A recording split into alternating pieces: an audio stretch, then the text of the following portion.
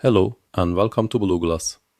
When you woke up this morning, the first thing you probably did was check your phone. An algorithm decided which news you would read. Another decided which route to work was the fastest. It was those same algorithms that suggested what you should eat for lunch or perhaps even who you should date this weekend. We have already outsourced the micro decisions of our lives. In the name of convenience and being offered a better option, we have surrendered small pieces of our will to servers in Silicon Valley. But what about the macro decisions? What about the government? Today, the question on the table is this. Could massive, chilled data centers replace the parliamentary buildings in Washington or Brussels? What would happen if flawlessly optimized strings of code governed us instead of members of parliament? Are we on the brink of a transition from democracy to algocracy? Or have you already crossed that line without even realizing it? This isn't science fiction. This is the inevitable result of the data-driven reality we live in today. Today on Blue Glass, we look through the glass at the future to discuss the facts and the possibilities. The boiling frog and data addiction. How did we get to this point? We won't wake up one morning and say, let's hand the government over to AI. This isn't happening through a revolution. It's happening through a slow infiltration. We call this the process we've been dragged into. What exactly is the mechanism we call the state? It is essentially a massive data processing machine, a clunky pile of bureaucracy trying to determine who pays taxes, who needs aid, and which road should be built where. Humans get tired, humans make mistakes, humans take bribes, and humans are emotional. Algorithms, on the other hand, they never tire. Look at the process. First, they optimize traffic lights. Then, the split-second trades on the stock market. Next, it wasn't a bank clerk but a scoring algorithm that decided who was eligible for a loan. Now, we have predictive policing software that performs risk analysis in the judiciary and determines which neighborhoods the police should patrol. Without us noticing, the muscle power of the state has already been digitized. Now it's the brain power's turn. As citizens, we feed this new ruling class with every click, every location data point, and every digital footprint. We voluntarily gave companies the surveillance power that states have dreamed of for centuries, all in exchange for a free email service. Now, massive models trained with this data are starting to say, we can do this better than humans. Could they be right? This is where the path forks. Let's put on our rose-colored glasses first. Optimistic scenario. The Silicon Utopia and flawless governance. In the optimistic scenario, algorithms taking over management could be the greatest efficiency leap in human history. Imagine a state without corruption. You cannot bribe an algorithm. It cannot practice nepotism or say, this person is a friend of mine. It is total mathematical neutrality. A system where every penny of your taxes is optimized in real time. A speed where, when a water pipe bursts in a neighborhood, a repair order is issued immediately, without waiting for a city council meeting. Traffic is rerouted accordingly, and the budget is balanced instantly. In this scenario, AI is the digital version of the philosopher king Plato dreamed of. A ruler devoid of emotion, programmed only for the common good, and in total command of all data. Think about the healthcare system. We saw it during the pandemic. Human managers panicked, analyzed data too late, and made decisions based on political concerns. In an optimistic scenario, an AI administration could have detected the virus's spread pattern days in advance, and saved both the economy and lives by quarantining only the necessary areas. Sounds great, doesn't it? A state that actually works. Open 24/7, with no Monday syndrome. A rationality that doesn't make populist promises during election periods and ruin the economy. Perhaps we aren't that good at governing ourselves as a species, and it is time to take this burden off our shoulders. But science always tells us, every action has a reaction, and every reaction has a side effect. The other side of the coin isn't quite so bright. Pessimistic scenario. Digital Dystopia and the black box problem. Now, let's take off the glasses and look at the harsh reality.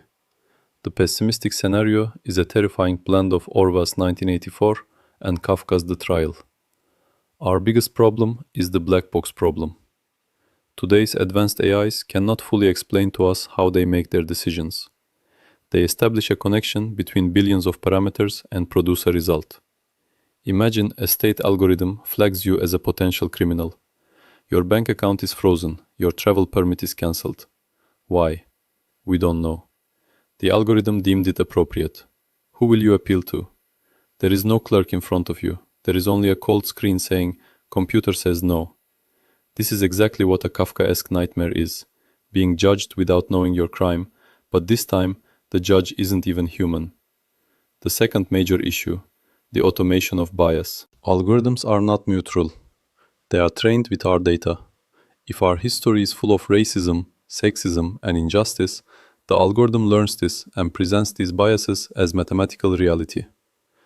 If past data shows more crime in poor neighborhoods, the algorithm will send more police there, more people will be arrested, and this will lead the algorithm to say, "See, I was right." A self-fulfilling cycle of disaster. And finally, the loss of human will. Democracy, even when flawed, is the right to determine our own destiny. It is the chance to vote out a bad leader. But who coded the algorithm that governs us? Which company? According to which ethical values? Algocracy could be the ultimate point of surrendering freedom for the sake of efficiency. A massive smart prison that functions perfectly but lacks a human soul. The hybrid model, a middle ground? So, do we have to choose one or the other? Is it either total human error or total machine coldness? Perhaps the future lies in a forced marriage of the two, the hybrid model. Currently, there are hundreds of MPs in parliaments. We don't even know what most of them do or how well they understand the laws they pass. Imagine this scenario. We cut the number of MPs in half. But next to them, in every committee in parliament, we appoint 3 AI representatives, trained with the world's most advanced data.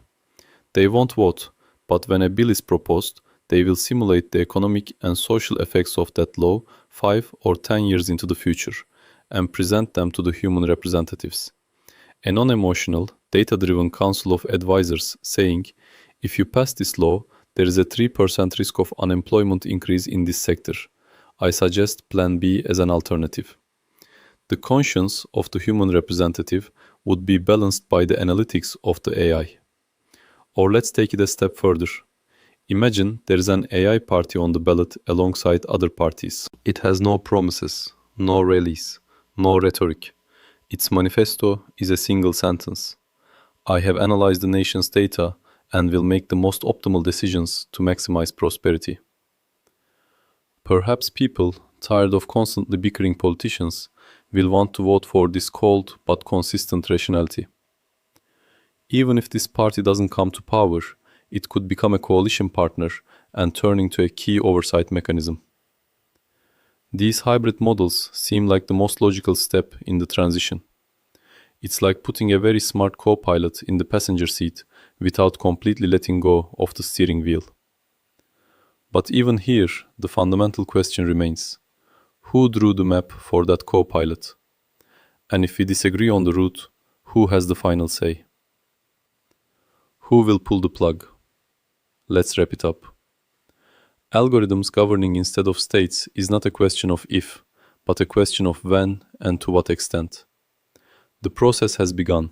We are at a crossroads. On one side is a world tired of the incompetence, slowness, and emotionality of human managers. On the other is the fear of being at the mercy of a cold machine, whose decisions we do not understand. Perhaps the greatest political struggle of the future will not be between left and right, but between human-centric governance and data-centric governance. The most critical question is this: who will pull the plug when things go wrong?